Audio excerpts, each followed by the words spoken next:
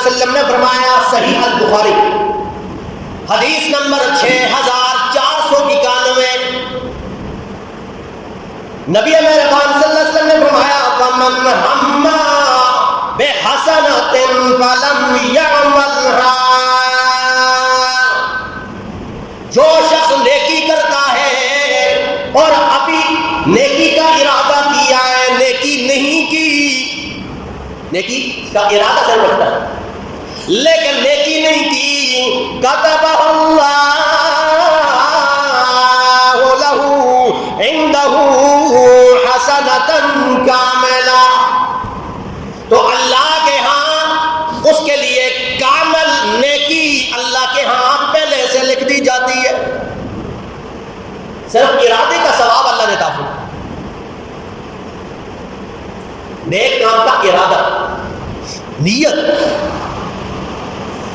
ابھی نیکی کی نہیں ہے ان کا ثواب اللہ پہلے لکھ دیتے۔ تو ہم عرض کر رہے تھے کہ خوش نصیب ہیں وہ لوگ جو اعمال یہاں پہ کرتے ہیں، ان کا ثواب حج اور عمرے کا اتنا ہوتا ہے کہ گویا اللہ کے راستے میں حج اور عمرہ کیا۔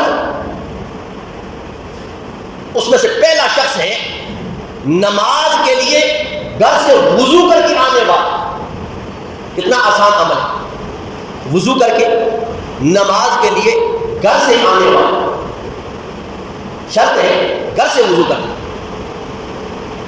اور نماز کی نیت سے آنا۔ حضرت سیدنا ابو امامہ رضی اللہ تعالیٰ سے روایت، سنن ابو داؤد اور حدیث نمبر 558، نبی مہربان صلی اللہ تعالیٰ علیہ وسلم نے فرمایا، من خرج من بیتہ متطہرا الی صلاۃ مکتوبہ فاجرہ کاجر الحاج والمحرم، فرمایا وہ شخص جو اپنے گھر سے پاک ہو کر نکلتا ہے، یعنی وضو کر کے، اور نکلا بھی اس ارادے سے کہ فرض نماز پڑھنے کے لیے آ رہا ہے، فرمایا اس کا ثواب اللہ کے ہاں کا اجر الحاج، ایک حج کے برابر اس کو ثواب ملتا ہے، حج کے برابر۔ کتنا آسان دین ہے ہمارا، ہم نے غور ہی نہیں کیا اس بات۔ اور حضرت ابو سعید خدری رضی اللہ تعالیٰ عنہ سے روایت ہے کہ رسول اللہ صلی اللہ علیہ وسلم صحابہ کو فرمانے لگے کہ الا ادلکم ما یکفر اللہ بہ الخطایا ویزید بہ فی الحسنات، اے میرے صحابہ کیا میں تمہیں ایسے اعمال نہ بتلاؤں کہ جس کے کرنے سے تمہاری خطائیں اللہ معاف فرما دیتی، تمہاری نیکیاں بڑھ جاتی ہیں؟ کیا تمہیں ایسے اعمال نہ بتاؤں؟ اب وہ تو تھے صحابہ کرام، قرآن ہر لہجہ نیکی کے کاموں کے لیے تیار رہتے تھے، اور آج کا معاشرہ آپ دیکھیں، یہاں نیکی کا کام ہے، اس میں کتنے لوگ آگے بڑھنے کے لیے تیار ہوتے ہیں، شر کے لیے تو بہت سے لوگ تیار ہوتے ہیں، شرور پھیلانے کے لیے، فتنہ اور فساد پھیلانے کے لیے تو بہت سے لوگ تیار ہوتے ہیں، لیکن خیر کا کام کرنے کے لیے کتنے لوگ تیار ہوتے ہیں؟ ہم نے اکثر عرض کیا ہے کہ نبی مہربان صلی اللہ علیہ وسلم نے فرمایا، پہلی صف کے فضائل ثواب کا اگر تمہیں پتہ چل جائے تو مسجدوں میں جھگڑی شروع ہو جائے، ہر بندہ کہنے پہلی صف میں کھڑو، اور پھر امام کے دائیں طرف کھڑے ہونے کے جتنے فضائل ہیں، پھر امام کے بالکل پیچھے کھڑے ہونے کے جتنا اجر و ثواب ہے، اس کا پتہ چل جائے تو ہر بندہ کوشش کرے گا میں آگے بڑھوں۔ اس میں کتنی سستی کی جاتی ہے، بعض لوگ پہلے آتے ہیں لیکن پہلی صف کے اندر کھڑے ہونے کے لیے تیار نہیں۔ ایک تو اپنی آسانی کی جگہ ہم ڈھونڈتے ہیں، اور دوسرا اگلی صف پہ کسی اور کو آگے کرنے کی ہم کوشش کرتے ہیں، خود پیچھے ہٹنے کی کوشش کرتے ہیں۔ جس طرح اللہ نے فرمایا کہ وَسَارِعُوا إلى مغفرة من ربكم، کہ مغفرت اور بخشش کے کاموں میں ایک دوسرے سے آگے بڑھنے کی کوشش کرو، جلدی کرنے کی کوشش کرو. وَجَنَّةٍ عَرْضُهَا السَّمَاوَاتُ وَالْأَرْضُ، اور اس جنت کے لیے کوشش کرو، محنت کرو، آگے بڑھنے کی کوشش کرو کہ جس کا عرض صرف زمین و آسمان کے برابر ہے. عرض، اور وہ جنت بڑی کتنی ہوگی اللہ بہتر جانتا ہے. اللہ یہ کون لوگ ہیں؟ فرمایا اعدت للمتقین، یہ متقی لوگوں کے لیے تیار کر رکھی گئی ہے یہ جنت. اور یہ خصلتیں، یہ کمالات متقی لوگوں کے اندر ہوں. تو ہم عرض کر رہے تھے کہ نماز کے لیے آنا اور وضو کر کے آنا یہ ایک حج کے برابر ثواب. نبی مہربان صلی اللہ علیہ وسلم نے فرمایا کیا تمہیں ایسے اعمال نہ بتاؤں جس سے تمہاری نیکیاں بڑھنے والی ہیں، تمہارے گناہ معاف ہونے والے ہیں. اب صحابہ کرام کو فرمایا اے اللہ کے نبی کیوں نہیں، ہم اسی کی تو طلب کرنے والے ہیں، ہم طلبگار ہیں، ہمیں ایسے اعمال بتلائے جائیں کہ جس کے کرنے سے ہمارے گناہ کم ہو جائیں، ہماری نیکیاں بڑھ جائیں. تو نبی مہربان صلی اللہ علیہ وسلم نے فرمایا اس باب الوضوء علی المکارہ، تنگی کے موسم کے اندر، تنگی کے موسم، سردی کے موسم کے اندر کامل وضو کرنے والا، کامل وضو. آج کا دور تو تھا نہیں کہ جس میں اتنی آسانیاں ہیں، گرم پانی میسر ہے، لیکن وہ دور تھا سردی کا، اور سردی کے اندر ٹھنڈے پانی سے وضو کرنا. پھر کامل وضو کا مطلب یہ ہے کہ اعضاء کو تین مرتبہ دھونا. ایک دفعہ دھونا اتنا مشقت ہوتا ہے، اتنے تکلیف دہ عمل ہوتا ہے، اور پھر تین مرتبہ، جسے کہتے ہیں کامل وضو. فرمائیے تکلیف تمہاری رائگاں نہیں جائے، اللہ کے ہاں تمہاری درجات بلند ہوں گی، تمہاری نیکیاں زیادہ ہوگی، تمہارے گناہ معاف ہوں.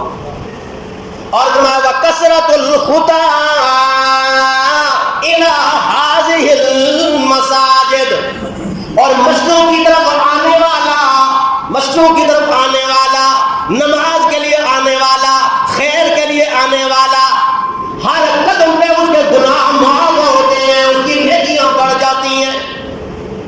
وانتظار الصلاۃ بعد الصلاۃ، ایک نماز کے بعد دوسری نماز کا انتظار کرنے والا، ایک نماز کے بعد دوسری نماز کا انتظار کرنے والا مومن مسلمان، اس کی نیکیاں اللہ کے ہاں بڑھ جاتی ہیں اور اس کے گناہ معاف کیے جاتے ہیں. آسان دین ہے، پر ہم نے عرض کیا کہ جو پاک ہو کر نماز کے لیے آتا ہے ایک حج کے برابر اس کو ثواب. ایک حج کے گویا نہ آپ نے زیادہ رہ لیا، نہ آپ نے سفر باندھا، سفر کے لیے گئے، یہاں ہی وہ عمل کیا، آپ کو حج کا ثواب. اللہ ہماری دعا ہے کہ سب کو حج بیت اللہ نصیب فرمائے، لیکن یہاں پہ بھی یہ اعمال کرنے کی اللہ توفیق نصیب فرمائے کہ جس کا ثواب حج اور عمرے کے برابر. اور دوسرا آدمی نماز فجر اور نماز اشراق پڑھنے والا، نماز فجر اور نماز اشراق پڑھنے والا.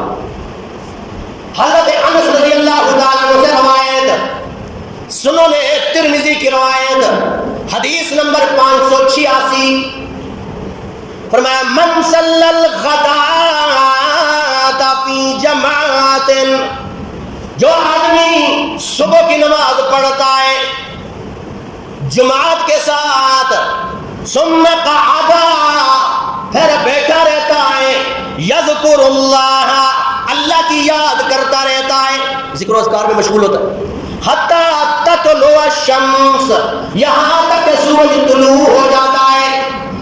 طلوع ہو گیا، سوا نیزے پہ سورج پہنچ گیا.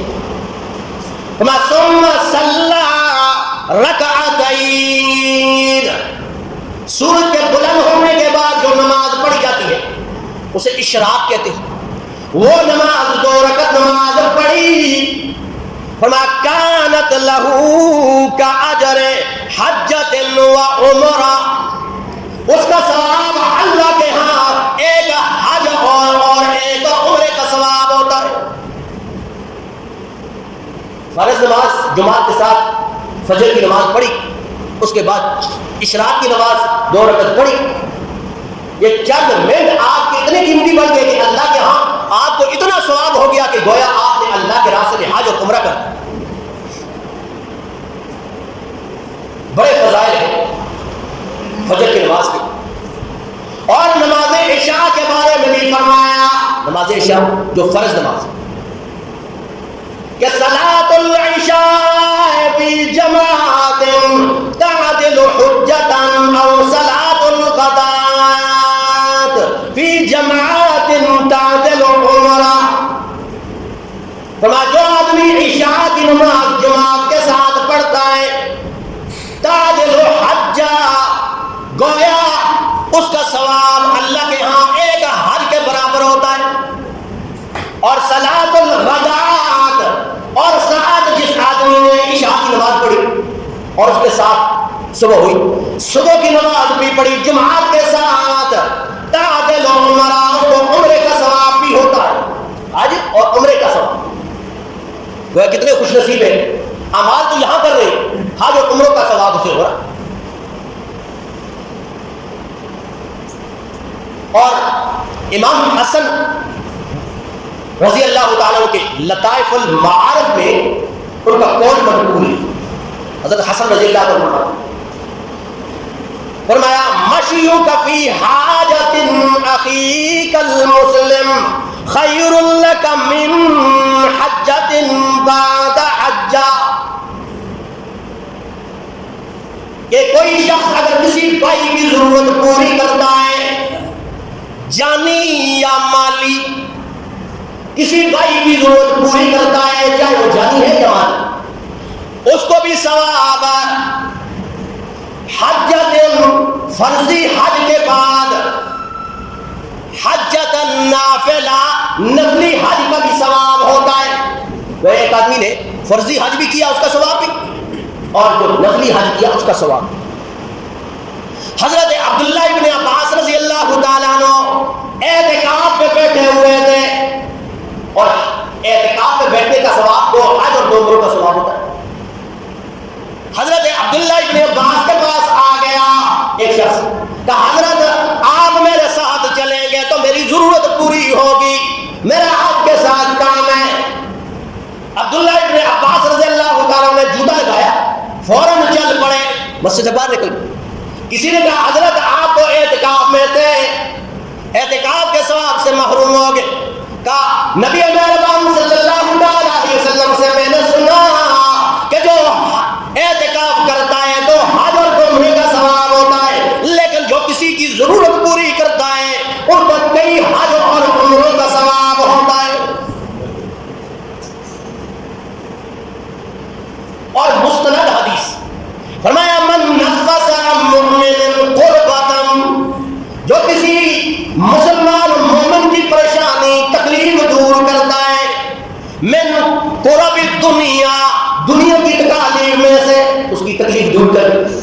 کوئی پریشان تھا، کوئی مصیبت زدہ تھا، تو نبی مہربان صلی اللہ علیہ وسلم نے فرمایا نفذ اللہ لہ عنہ قربۃ من قرب یوم القیامہ، اللہ اس کی قیامت کی پریشانی تکلیف کو دور فرما دے گا.